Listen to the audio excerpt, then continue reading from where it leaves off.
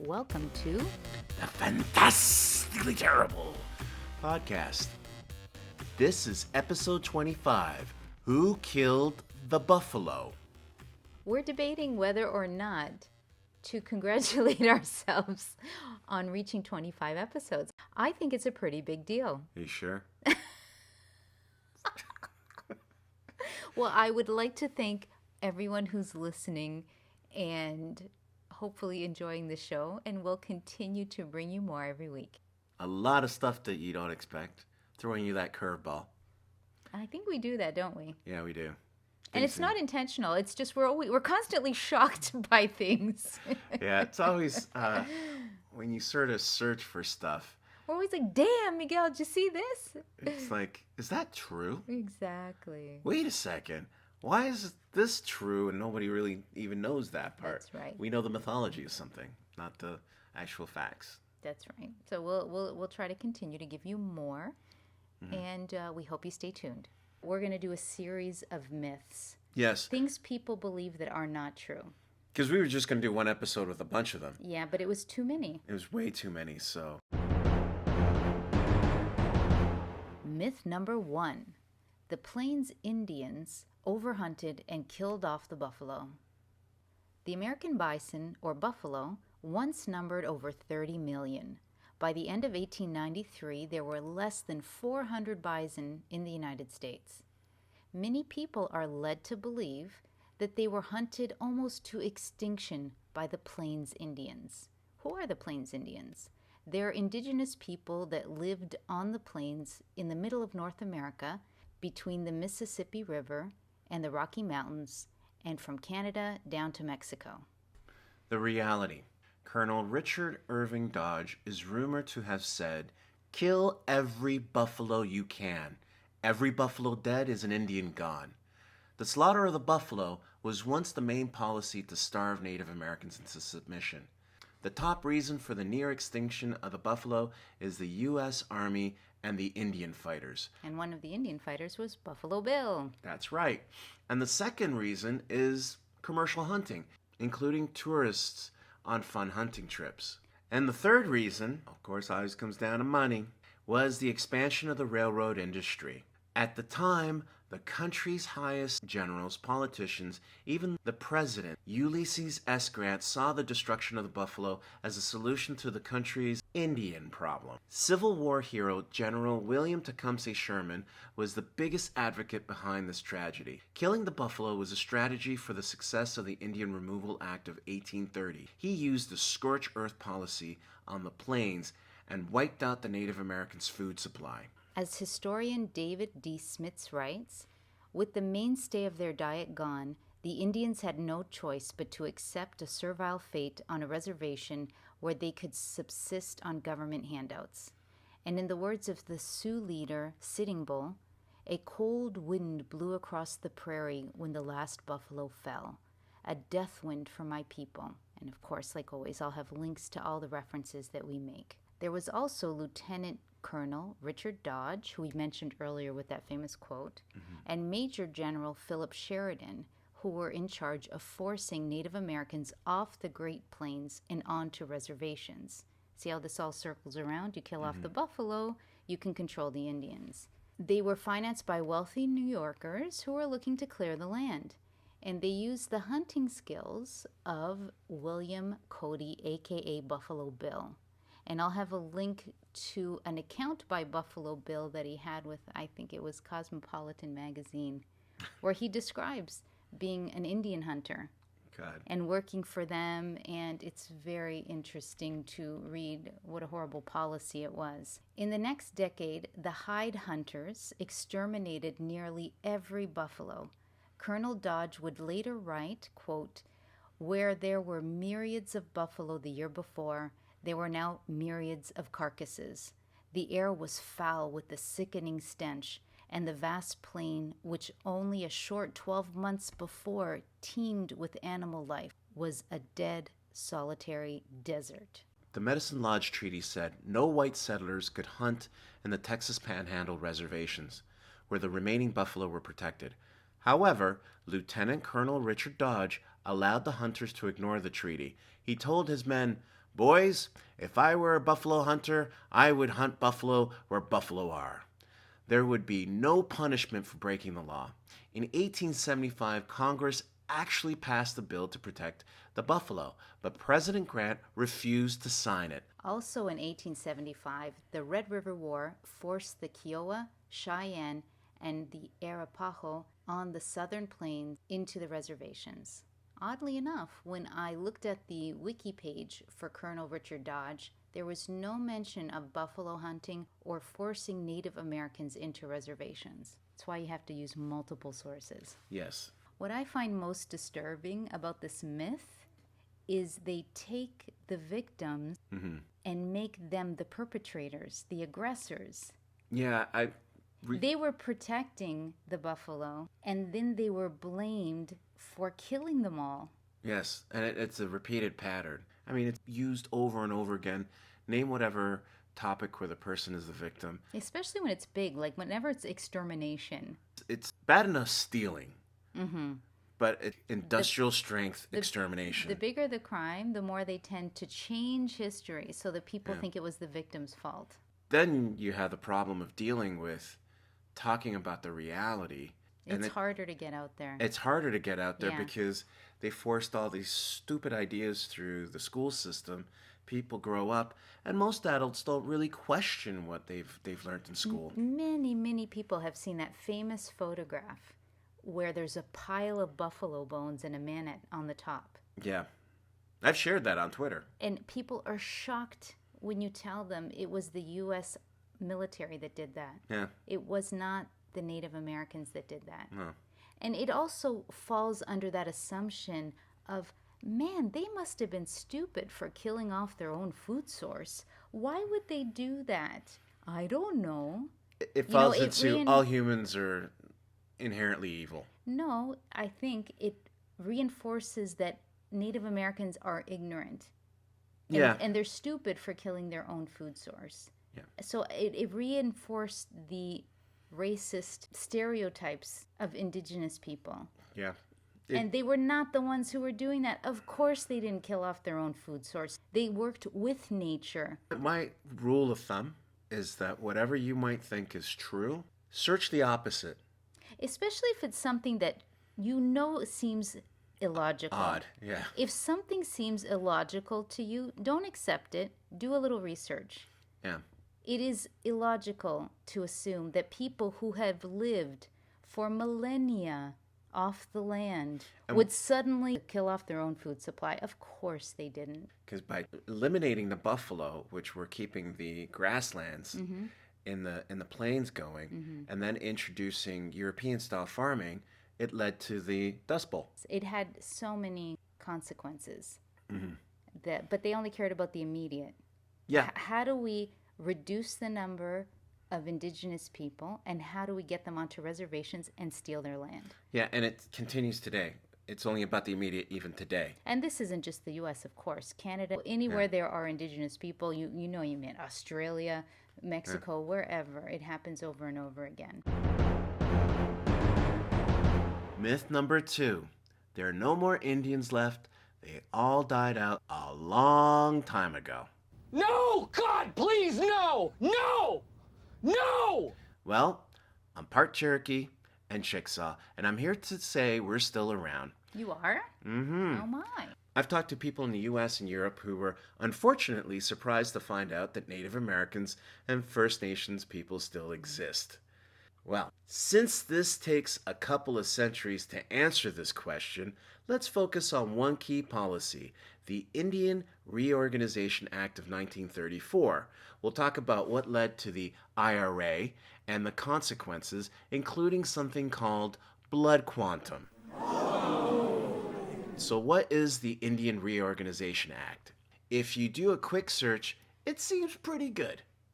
The Indian Reorganization Act was originally designed to improve conditions for indigenous people, especially those living on federal reservations. So far, so good. The progressive era of reformers wanted to move away from the racist ideas of indigenous inferiority. As the centerpiece of the Indian New Deal, the IRA focused on protecting tribal land, re-establishing tribal governments, and spurring economic development. Sounds good, right? Sure does.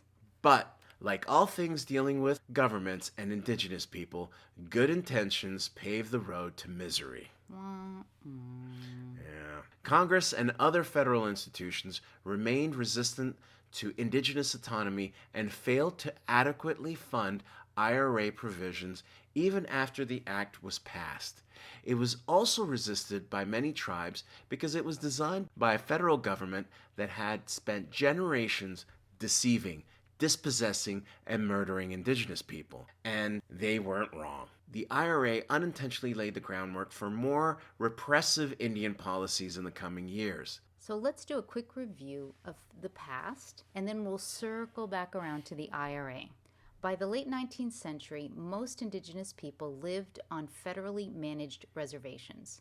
A barrage of policies designed to force indigenous people to assimilate into Euro-American society were passed, including laws that ended the negotiations and treaties with American Indian nations in 1871, the banning of traditional customs and ceremonies in 1883, for example, the ghost dance. They privatized and sold reservation land in 1887 and abolished tribal governments in 1898. So all of these were reversals of previous treaties. If that wasn't horrible enough, indigenous children were forced into boarding schools where they were forbidden to speak their own languages, dress in traditional clothes, or practice any indigenous religion or activity. These children were often overworked, underfed, and malnourished, all of which contributed to outbreaks of disease at the schools. By the turn of the century, these policies had disastrous effects on the indigenous population, leaving it fragmented, impoverished, and unhealthy. Now, let's talk about blood quantum and why people think there are no more Indians. Blood quantum laws are legislations which began in the British colonies to define membership in Native American tribes. Blood quantum means the degree of ancestry for an individual of a particular tribe or band of Native American people. For instance, 1/4 Cherokee.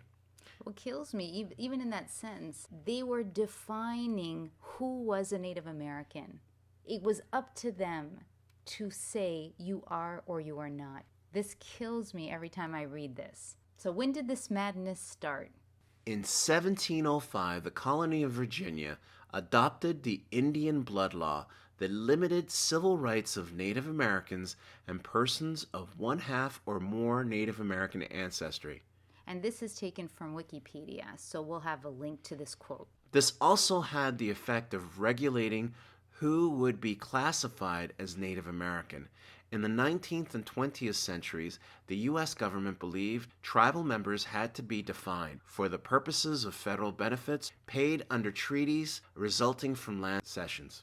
According to the Pocahontas Clause of the Racial Integrity Act of 1924, a white person in Virginia could have a maximum blood quantum of 1/16 Indian ancestry without losing his or her legal status as white. Isn't that ridiculous? Well, it figures it's Virginia. Yeah, Virginia is where It's not for lovers. It's so many of these racial laws. Yeah. And it affects the rest of the country. We talk a little bit about this in episode 13, Whitewash Part 2, The Dark Side of the Enlightenment. Right. Virginia's tied to all of these race laws. Yeah. It's the place where scientific racism really rises and the anti-mixing laws. The law of blood quantum was not widely applied until the Indian Reorganization Act of 1934.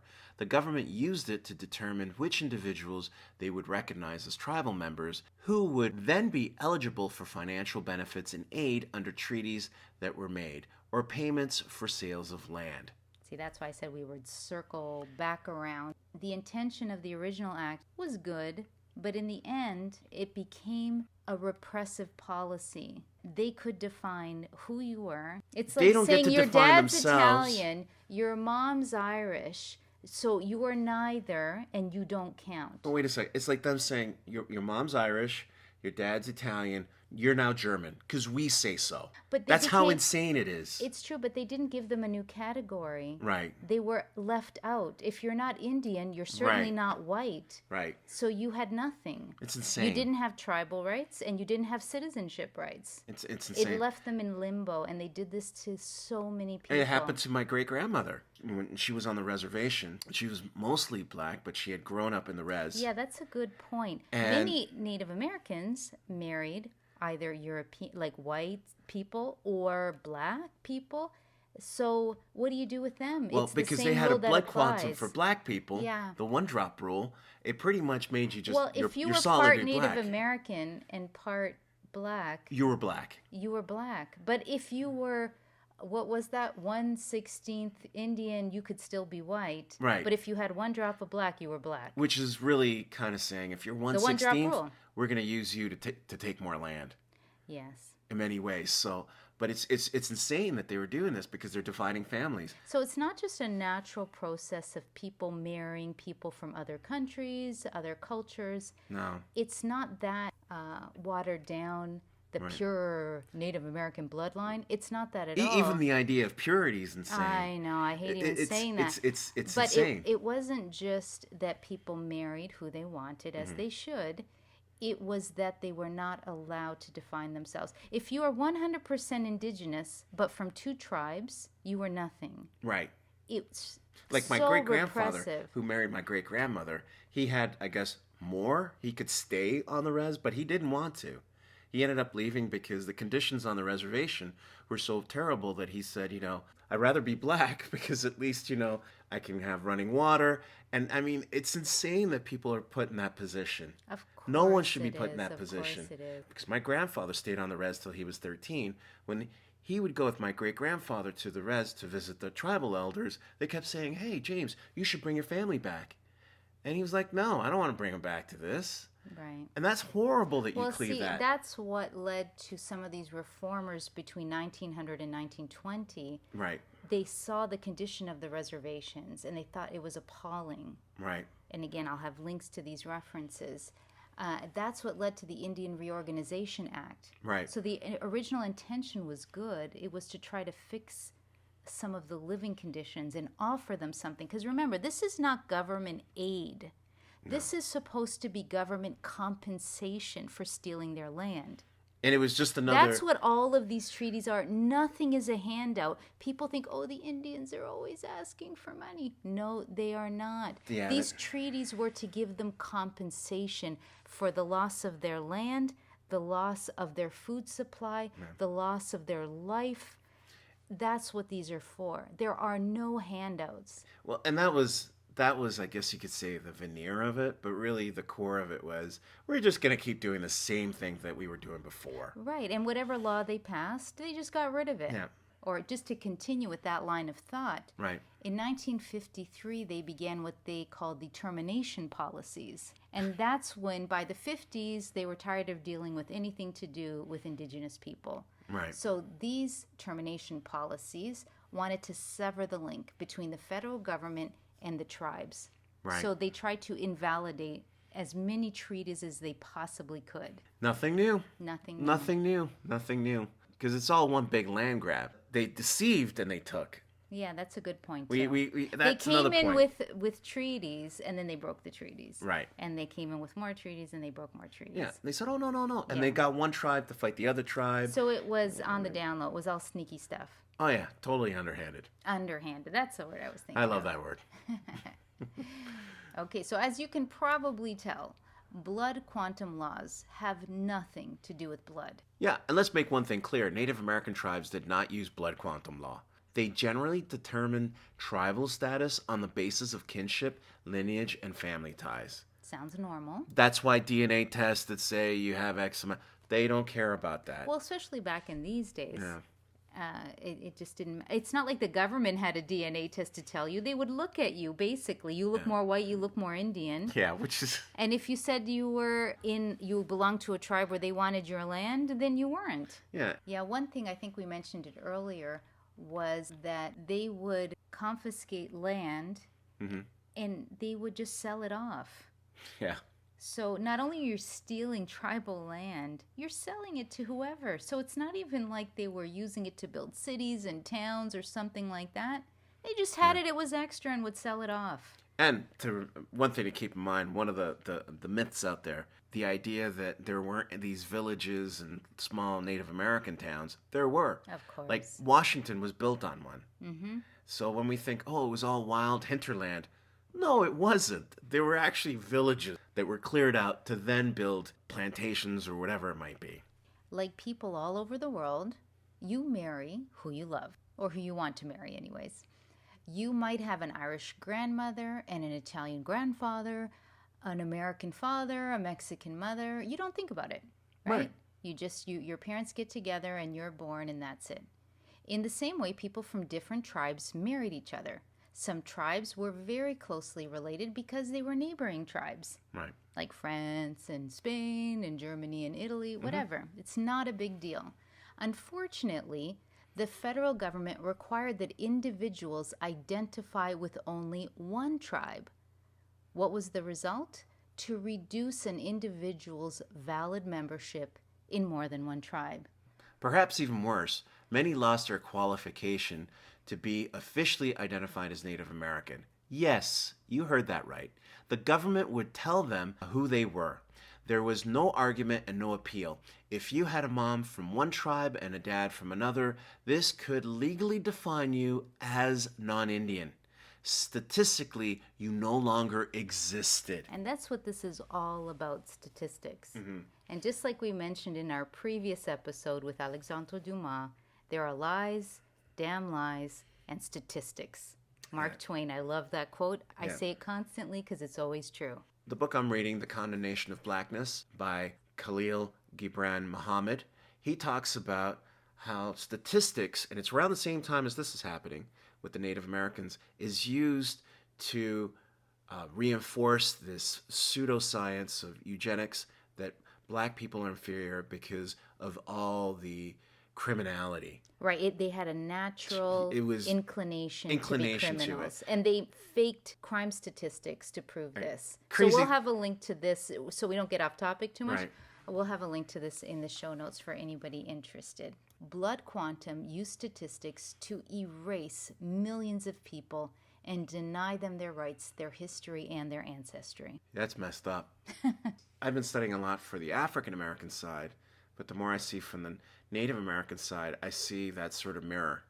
Absolutely, because it's at the same time, right? Yeah, and that thinking just shifts over from one to the other, but it's done in a different way. I guess if you want to umbrella it, it was scientific racism and eugenics. Eugenics, yeah, absolutely. And it's interesting because when you go back to 1705, that's when eugenics was already kind of kicking up around then from the plantations.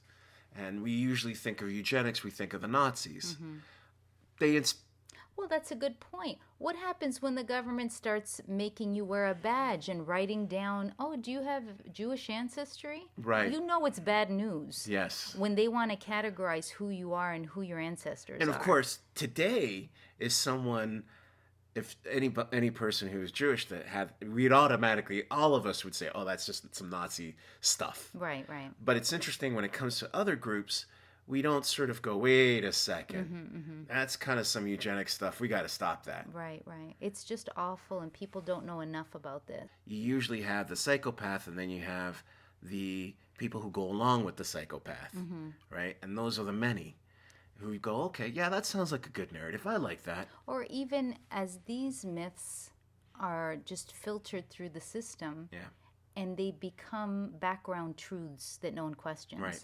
And then next thing you know, you're arguing with some guy on Twitter or Facebook trying to say, no, that's not the truth. Right. This is the reality. I think we're going to do a lot of this series on myths, things that you think are true that are not. And there's a lot of them. There's so many. So we're going to be doing that for the next few episodes. And they won't all be about the same subject. Some will be about natural stuff, the brain, scientific things.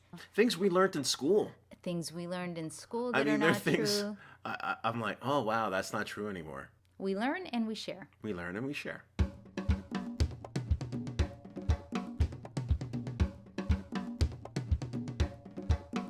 The Fantastically Terrible character or creature this week is connected to Alexandre Dumas, which we talked about on episode 24. We mentioned his horror books, including 1001 Ghosts, The Pale Lady, and Le Vampire. But we forgot to mention his werewolf novel. Ooh la la, we forgot. That's right. In 1857, he published The Wolf Leader. Dun dun dun. You like that? Yes, I do. The story is set around 1790 in Dumas' hometown and is said to have been based on a local folktale that Dumas was told as a boy.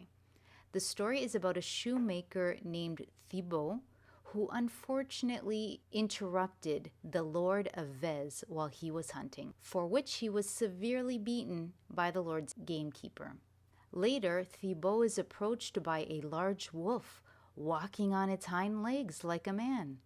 And he speaks. He makes him an offer.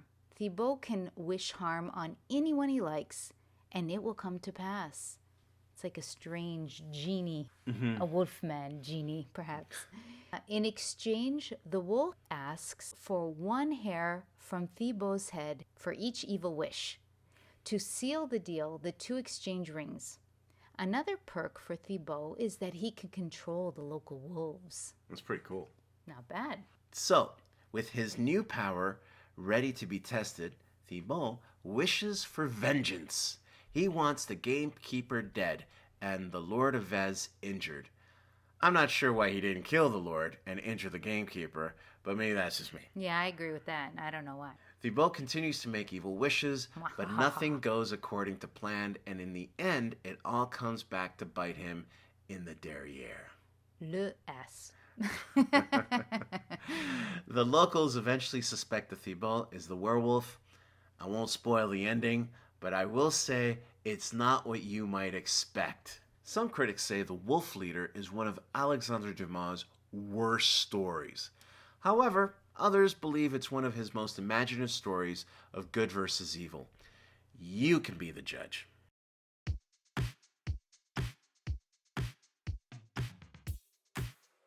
That's it for today. 7Robots, Fantastically Terrible.